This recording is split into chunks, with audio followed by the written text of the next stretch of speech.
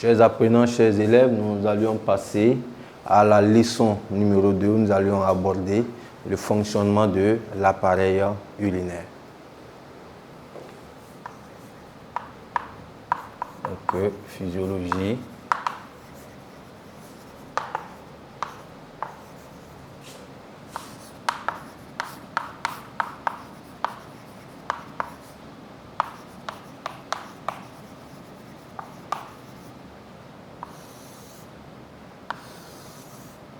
Physiologie de l'appareil urinaire. Bien, pour bien aborder ce paragraphe-là, nous allons comparer 1 litre de plasma et 1 litre d'urine. Comme vous le savez, le plasma atteint les reins à travers l'artère rénale. Voilà. Et au niveau des reins, il y a des transformations qui sont menées. Donc, quand ça va ressortir au niveau de l'urètre, nous n'avons plus du plasma, mais nous avons de l'urine. Nous allons comparer les constituants du plasma. Vous allez voir qu'à certains moments, il y a des similitudes, mais les valeurs ne sont pas pareilles. Voilà. Donc, cette comparaison, justement, va faire ressortir les différents rôles des reins. Parce que l'objectif, déjà, c'est ça. Comparer, et à travers la comparaison, nous allons dégager les rôles des reins. Donc, en petit 1,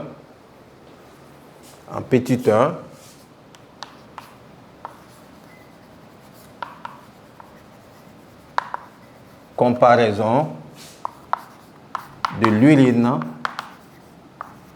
et du plasma. Voilà.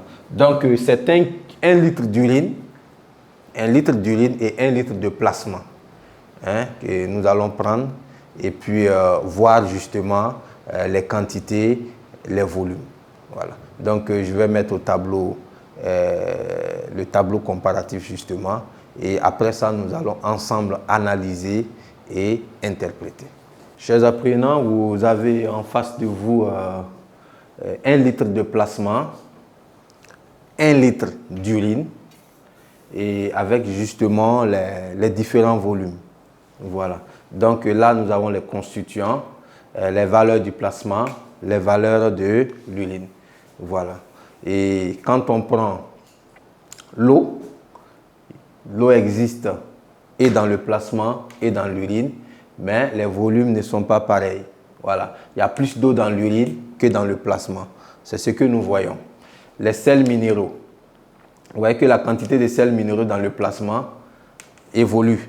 Au niveau de l'urine, on passe de 7 à 20. Quand on prend les glucoses, les lipides, les protéines qui sont présents dans le plasma se retrouvent être absents dans l'urine. L'urée, l'acide urique, qui existe sous forme de traces dans le plasma, la quantité a augmenté dans l'urine. L'ammoniac et certains acides qui sont absents dans le plasma se retrouvent justement dans l'urine. Voilà. Donc, du coup, ces différentes fluctuations de valeurs font que nous allions ensemble dégager les différents rôles des reins. Parce que je rappelle que le plasma est contenu dans le sang. Le plasma est un constituant du sang et le sang, comme je l'ai dit au niveau de l'anatomie, entre dans le rein à travers l'artère rénale et ressort à travers la veine rénale. Donc au niveau du rein, ce plasma que vous voyez subit un certain nombre de transformations. Parce que quand vous prenez le plasma, à l'origine, c'est un ensemble des nutriments composés de protéines, de lipides, de glucides, d'eau, de sels minéraux. Tout ce que vous avez là, d'acide urique, voilà, de sels minéraux, d'eau, etc. Voilà. Mais maintenant, l'urine également a ses constituants. C'est le plasma qui est transformé en urine au niveau du rein. Voilà. Donc, on va reprendre ensemble. Ça, déjà, c'était le petit 1, comparaison de l'urine et du plasma. En petit 2,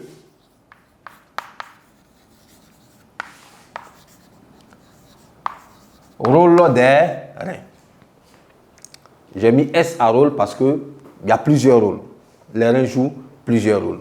Nous allons commencer par le premier rôle. Il est très perceptible. Vous voyez ici, ça ce sont les éléments, les substances organiques. Voilà. Et je rappelle, quand on étudiait la digestion, on a dit que les glucides, après digestion, sont transformés en glucose. Les lipides, après digestion, sont transformés en acides gras et glycérol.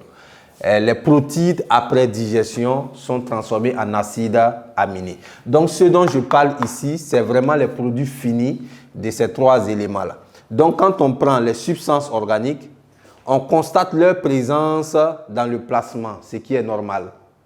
Mais au niveau de l'urine, on constate qu'il n'y a ni glucose, ni lipides, ni protéines.